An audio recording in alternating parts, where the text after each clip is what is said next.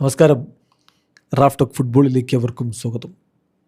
ബ്രസീലും സ്കോട്ട്ലൻഡും തമ്മിൽ നടക്കുന്നൊരു മത്സരത്തിൽ അന്യഗ്രഹ ജീവികൾ കടന്നു വരുമെന്നും യുഎഫ്ഒയിൽ നെയ്മർ ജൂനിയറെ തട്ടിക്കൊണ്ടുപോകുമെന്നും ബ്രസീലിയൻ പ്രവചക എന്ന് പറഞ്ഞ കാര്യങ്ങൾ മുൻകൂട്ടി പറയുന്ന അങ്ങനെ പ്രവചനങ്ങൾ നടത്തുന്ന ആളായിട്ടുള്ള വോ ബഹിയാന ഒരിക്കൽ പറയുകയുണ്ടായി. ബ്രസീലും സ്കോട്ട്ലൻഡും തമ്മിലുള്ള മത്സരത്തിൽ ഒരു ചൊവ്വാഗ്രഹത്തിൽ നിന്നുള്ള ആളുണ്ടായിരുന്നു. അയാളുടെ പ്രകടനത്തിൽ നെയ്മർ എന്നല്ല ആരും അത്രയധികം ശ്രദ്ധിക്കപ്പെട്ടില്ല. ആ ചൊവ്വാഗ്രഹത്തിലുള്ള ആൾ വിനി ജൂനിയറാണ്. ഇങ്ങനെ വളരെ കാൽപ്പനികമായ രൂപത്തിൽ ബ്രസീലിൻ്റെ സ്കോട്ട്ലൻഡിനെതിരെയുള്ള വിജയത്തെ വിശേഷിപ്പിച്ചുകൊണ്ട് ലേഖനം എഴുതിയത് ബാഴ്സലോണയിൽ നിന്നുള്ള മാധ്യമം മുണ്ടോ ഡിപ്പോർട്ടിവോയാണ്. മാർക്കയുടെ ടൈറ്റിലിൽ കാര്യങ്ങൾ വേറെയാണ്. വേണ്ട, അർജൻറ്റീൻ മാധ്യമം കൊടുക്കുന്ന വിശകലനം എങ്ങനെയാണ് നമ്മൾ നോക്കുകയാണ്. ലോകമാധ്യമങ്ങൾ പ്രധാനമായിട്ടും സ്പെയിനിലെയും അതുപോലെ തന്നെ അർജൻറ്റീനയിലൊക്കെ മാധ്യമങ്ങൾ ഏത് രൂപത്തിലാണ് നെയ്മറുടെ മടങ്ങിവരവിനെയും ബ്രസീലിൻ്റെ വിജയത്തെയും റിപ്പോർട്ട് ചെയ്തതെന്ന് പരിശോധിക്കുകയാണ്. മാർക്കയുടെ റിപ്പോർട്ടിൽ അവർ പറയുന്നത് മത്സരത്തിൽ ഓൾറെഡി കാര്യങ്ങൾ തീരുമാനിക്കപ്പെട്ടതിന് ശേഷം നെയ്മർ ജൂനിയർ കളിക്കളത്തിലേക്ക് ഇറങ്ങി എന്നുള്ളതാണ് ഏറ്റവും മെയിൻ അട്രാക്ഷൻ. അദ്ദേഹം 76-ാമത്തെ മിനിറ്റിൽ കളിക്കളത്തിലേക്ക് വന്നു. 3 വർഷങ്ങൾക്ക് ശേഷം ബ്രസീലിന് വേണ്ടിയിട്ട് 3 വർഷങ്ങൾക്ക് ശേഷമുള്ള മടങ്ങിവരവായിരുന്നു. ബ്രസീലിയൻ ഫുട്ബോളിലെ ലിവിങ് ലെജൻഡാണ് നെയ്മർ. തീർച്ചയായിട്ടും അദ്ദേഹത്തിൻ്റെ പാർട്ട് ചെയ്തു. ഒരു ഷോട്ട് ഓൺ ടാർഗറ്റ് ഉണ്ടായിരുന്നു. അതേസമയം വിനീഷ്യസിനെ തടയാനേ ആർക്കും കഴിയുമായിരുന്നില്ല. തീർച്ചയായിട്ടും മികച്ച പ്രകടനമാണ് വിനി നടത്തിയത്. ആഞ്ചലോട്ടിക്ക് ബ്രസീലിയൻ സ്റ്റാറിൽ നിന്ന് ഏറ്റവും മികച്ചത് പുറത്തെടുക്കാനായിരിക്കുന്നു. ടുഗദർ ദേ ആർ ഫോമിഡബിൾ എന്ന് പറഞ്ഞുകൊണ്ടാണ് മാർക്ക ഈ നെയ്മറുടെ മടങ്ങിവരവിനെയും ബ്രസീലിൻ്റെ വിജയത്തെയും റിപ്പോർട്ട് ചെയ്തത്.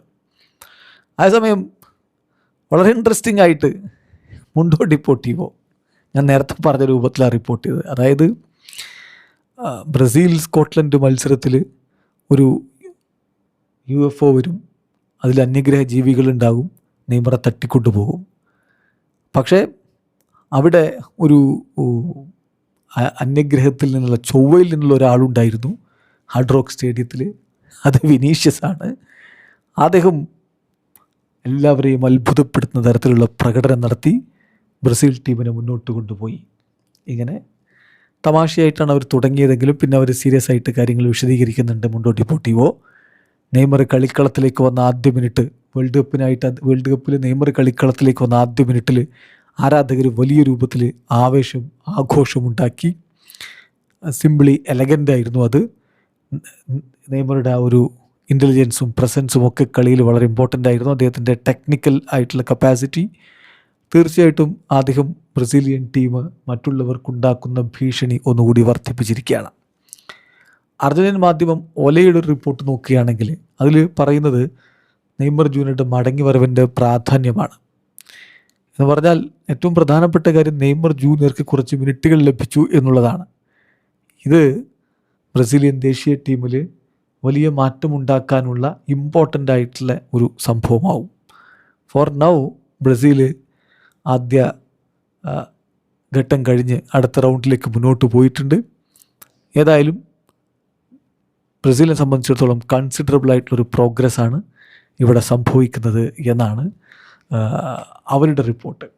ഇങ്ങനെ ഓരോരോ മാധ്യമങ്ങൾ ലോക മാധ്യമങ്ങൾ ഓരോന്നായിട്ട് നെയ്മർ ജൂനിയറുടെ മടങ്ങിവരവിന് പ്രാധാന്യം കൊടുത്തുകൊണ്ട് കാര്യങ്ങൾ റിപ്പോർട്ട് ചെയ്യുന്നൊരു കാഴ്ചയാണ് നമ്മൾ കണ്ടുകൊണ്ടിരിക്കുന്നത്. നെയ്മറുടെ മടങ്ങിവരവ്, ബ്രസീലിൻ്റെ ആഘോഷം, ഇതൊക്കെ തന്നെയാണ് പ്രധാനപ്പെട്ട വാർത്ത ഇന്ന് ഫുട്ബോൾ വിശദീകരിക്കുന്നവരുടെയൊക്കെ.